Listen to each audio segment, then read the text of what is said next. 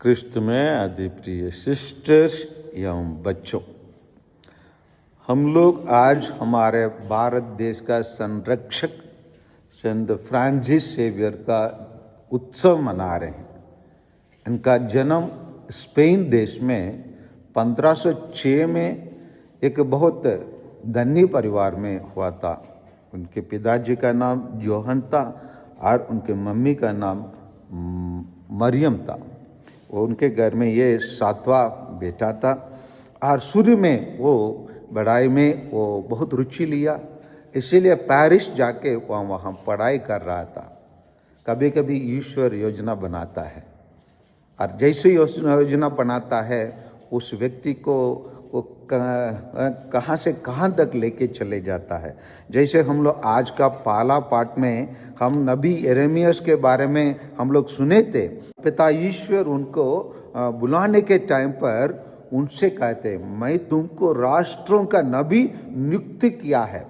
बिल्कुल संत सेवियर को भी ईश्वर राष्ट्रों का नबी नियुक्त किया है और विशेषकर ईस्ट एशिया में, है ना वो ईस्ट एशिया के क्या बोलेंगे, पूर्व, है ना, पूर्व एशिया देशों में उसको बहुत सारे देशों का प्रेरित बनाया।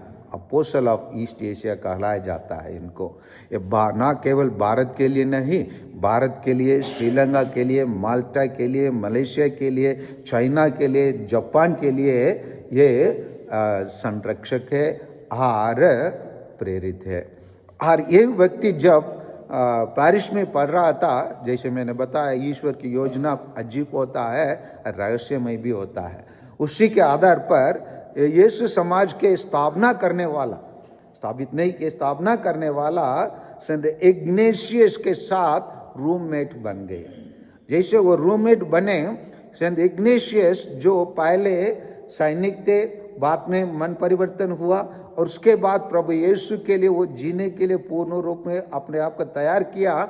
ये इन्होंने संत फ्रांसिस सेवियर का जीवन देकर वो, क्योंकि वो शुरू में दुनिया के अनुकूल वो जीना चाहा, इसलिए उसी के दुनिया का अनुकूल ना जीने के लिए, उनको प्रेरित करने के लिए, उनका मन परिवर्तन करने के लिए उन्होंने संत मत्ती के सुसमाचार अध्याय 16 बत्संख्या 24 को उसके सामने रखे थे और उस वचन उसको इतना आकर्षित कर दिया, उसी दिन से वो यूं मन परिवर्तित हो गया। थोड़े से पढ़ ले उसी वचन को, 16-26 मत्ती के सुसमाचार। मनुष्य को इससे क्या लाभ? हाँ, मनुष्य के इससे क्या लाभ है? यदि वह सारा संसार प्राप्त कर ले। हाँ, यही वो सारा संस्कार प्राप्त कर ले, संसार प्राप्त कर ले, लेकिन अपना जीवन ही गंवा दे। हाँ, लेकिन अपना जीवन ही गवा दे। बहुत सारे धनी लोग नाम कमा लेते हैं, पैसा कमा लेते हैं, लेकिन अपना जीवन, या अंग्रेजी में कहता है अपने आत्मा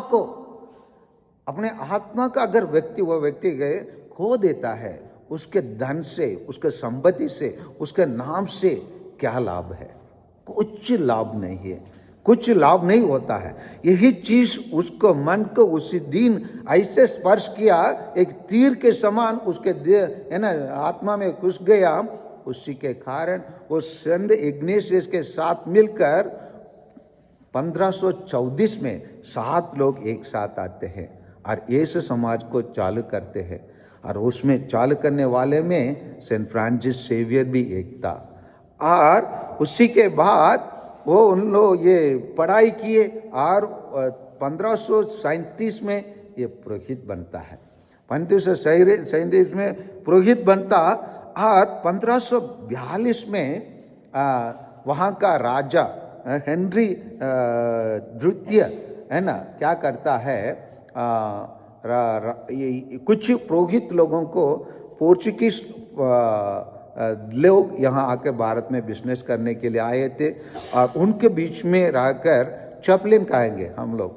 चैपलिन मतलब छोटा गिरजाघर में जहाँ पेरिस नहीं रहता है, वहाँ उन लोग रहकर वहाँ रहने वाले, आसपास में रहने वाले लोगों के लिए मिस्सा बलिदान चढ़ाना, इस काम के लिए चुने जाते हैं।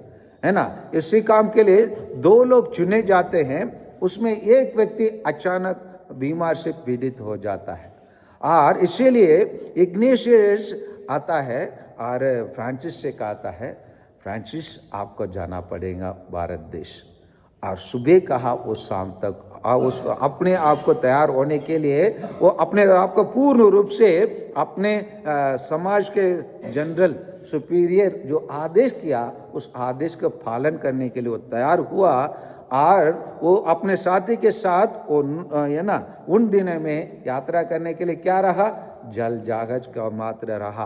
1542 में वो चालू किया और 1543 लगभग 13 महीने लग गए कहाँ पहुंचने के लिए, भारत पहुंचने के लिए। गोवा में पहुंचा और जैसे पहुंचा और उन्होंने वहाँ के लोगों को उन्होंने देखा और वो वहाँ आने के बाद वो संत इग्नेशियस को लिखते हैं जो आज के सुसमाचार लूकस के सुसमाचार में अध्याय 10, 1 और 2 में हम पाते हैं, फसल तो बहुत है परंतु मजदूर थोड़े हैं, इसलिए फसल के स्वामी से विनती करो कि वह अपने फसल काटने के लिए मजदूरों को भेजे। इस वचन को उन्होंने लिखकर उन्होंने देखा भारत देश ऐसा देश है वहाँ बहुत सारे लोग हैं जो प्रभु मसीह के ज्ञान उनके पास कुछ भी नहीं है, जो ज्ञान है वो सब अधूरा है और वो सब ईश्वर के बारे में जानने का पूर्ण ज्ञान नहीं है। इसीलिए उन्होंने ऐसे लिखा और उन्होंने ये वाक्य ये तो बाइबल से लेके लिखा है और लोगों को अपने आने के लिए उन्होंने लिखता है, वह जैसे मेरे पास आने देता हूँ आने के बाद मैं अपने दरवाजे से उनको बाहर जाने देता हूँ। I let them out through my own way, I enter them through their own door but I let them out through my own way कहता है। इसका मतलब वो लोगों को आकर्षित करने के लिए और बच्चों को उनके पास आने के लिए वहाँ जो रीति रिवाज था, जैसे मंदिरों में घंटियाँ लगता है, इसलिए वो हाथ में अपने एक छोटा से घंटी लगाकर वो उसके खिलाकर गलियों में घूमता था। छोटे बच्चे लोग और बड़े लोग उनके पीछे हो जाते थे और उनके लिए सुसमाचार का प्रचार करने लगा। और ऐसे ऐसे वो कहा जाता है सेंट पौलुस के बाद मिशनरी यात्रा करने वाला अगर कोई महान व्यक्ति होंगे वो है Saint Francis Xavier. Mother Teresa भी यात्रा की है, लेकिन मदर तेरेसा के यात्रा और इनके यात्रा में बहुत अंतर है। इन्होंने मदर तेरेसा के समय पर सब कुछ नया आविष्कार हो चुका था, लेकिन इनके समय पर जल जहाज और नौ के अलावा और कुछ नहीं था, इसलिए उसको बहुत कठिनाई का सामना करना पड़ा। इन्होंने समुद्र के तट पर रहने वाले सभी राज्यों में, जैसे गोवा से लेकर कर्नाटक से केरल से फिर तमिलनाडु से आंध्रा बॉर्डर, इन सभी बॉर्डर में उन्होंने काम किया। उन दिनों में कहा जाता है ये लगभग 30,000 लोगों को उन्होंने मन परिवर्तन किया। धर्म परिवर्तन बोलने से हमारे लोग समझ लेंगे गलत बात। हम धर्म परिवर्तन हमारा कलीसिया नहीं करती है। धर्म परिवर्तन करने के लिए भी कैथोलिक कलीसिया नहीं करते। कोई लोग दूसरे लोग करते होते अलग बात है, कैथोलिक कलीसिया नहीं करते। लेकिन मन परिवर्तन करने के लिए, क्योंकि प्रभु यीशु जो भी एक शब्द भी व्यर्थ में नहीं कहा है। प्रभु यीशु जो भी कहा वो सब हमारे जीवन को बदलने के लिए, हमारा जीवन को आनंदित जीवन के रूप में बदलने के लिए प्रभु यीशु ने कहा। इसी वचन के अनुसार इन्होंने काम किया है और काम करते करते हुए भारत में काम करने के बाद वो जापान में गए। जापान का प्रथम प्रेरित ये कहा जाता है, फर्स्ट अपोस्टल ऑफ जापान इनको कहलाया जाता है। और जापान से उन्होंने चीन आया। चीन आने के टाइम पर माल्टा नाम के एक द्वीप में इनको बहुत बड़ा भयानक है ना महामारी का बीमारी का शिकार बन गया। शिकार बनने के कारण उनके साथ और 2 साथियों थे, वो दोनों साथियों उनको वहाँ दफनाने के बाद 2 महीने के बाद उन लोग गोवा आना चाहते थे। तब उन लोग चाहते थे उनका शरीर को भारत लेके आए, क्योंकि वो लोग 3 लोग कहे थे, अभी 1 जन नहीं है और ये 1 जन को कम से कम उसका शरीर को लेके जाएंगे बोल के जब कब्र को खोदे थे, उनका शरीर बिल्कुल जो 2 महीने के पहले मारा चुका था उसका शरीर बिल्कुल वैसे ही रहा। इसीलिए उसका शरीर को हमारे भारत देश में लेके आए और आज भी हमारे भारत में गोवा राज्य में उसका कहा जाता है बोम जीसस कैथेड्रल, मतलब बालक यीशु का महागिरजाघर में आज भी रखा गया है। कहा जाता है इस वर्ष 45 दिन के लिए उनका शरीर बाहर के लोगों के लिए ऊपर रहते, इतना ऊंचाई में रहता है। मैं बहुत बार लोगों को लेके गया हूँ, मेरे को सौभाग्य ने ईश्वर ने दिया, बहुत सारे लोगों को विशेषकर हमारे अंबिकापुर धर्म प्रांत से लेके जाने के लिए मेरे को वरदान दिया, उनको लेके गया, उनको दिखाया हूँ। और इस बार उसका शरीर को इतना ऊंचाई में रहता है, उसके नीचे रखे थे। पहले वो शरीर को कोला भी रखते थे। लोग क्या है अपने भक्ति के कारण, अपने विश्वास के कारण उसको शरीर को चुंबन कर देते हैं। और एक बार एक स्त्री उसका शरीर को काट के लेके जाने के लिए उसको उंगली को भी काट के, है ना, समझ में, चुपचाप लेके चले गए। इसी कारण मन से उसको अभी एक ग्लास का बॉक्स में उसको रखे हैं। और इन दिनों कहा जाता है भारत में गोवा के तरफ 80 लाख लोग टिकट बुकिंग किए वहाँ जाने के लिए। इसके अलावा बुकिंग नहीं किए लोगों से अधिक लगभग 1 करोड़ लोग वहाँ जाने के लिए अपेक्षा है। और बहुत सारे लोग जा चुके हैं और जाके आ रहे हैं। और उसी महान संत मरने के पहले यही कहा है, ये वाक्य मेरे लिए बहुत दिल छूने वाला बात था। और उसी बात के अनुसार मैं भी सुसमाचार को प्रचार करने के लिए मैं क्या किया हूँ, वो यूट्यूब को चालू किया हूँ। और मेरे लिए भी उसके समान संकट का सामना करने के लिए जब जेल भी जाना पड़ा, जेल का भी मैं शक लिया, उसका भी स्वाद लिया हूँ।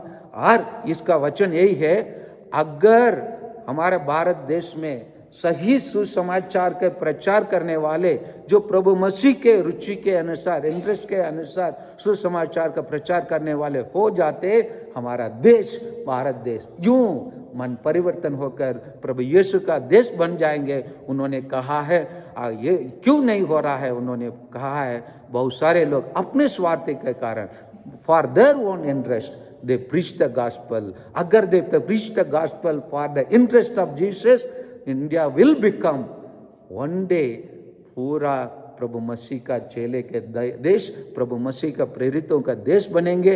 इसलिए आइए हमारा देश का प्रेरित, हमारा देश का संरक्षक सेंट फ्रांसिस सेवियर से हम प्रार्थना करें, ताकि जैसे उन्होंने इस वचन को भी उनको वो इग्नेस के लिए लिखा है, फसल तो बहुत है परंतु मजदूर थोड़े हैं। इसीलिए फसल के स्वामी से विनती करो कि वो अपनी फसल काटने के लिए मजदूरों को भेजे। इसीलिए आइए, हमारे देश में बहुत सारा मजदूरों की जरूरत है। हम प्रार्थना करें सेंट फ्रांसिस, वो हमारे देश के अस्तित्व को जानता है। इसलिए वो ईश्वर से प्रार्थना करके हमारे देश को ईसाई देश, प्रभु यीशु का देश बनाएं, इसके लिए हम प्रार्थना करें। इसलिए इस प्रार्थना मिसा बलिदान में हम पूरे दिल से, मन से भाग ले।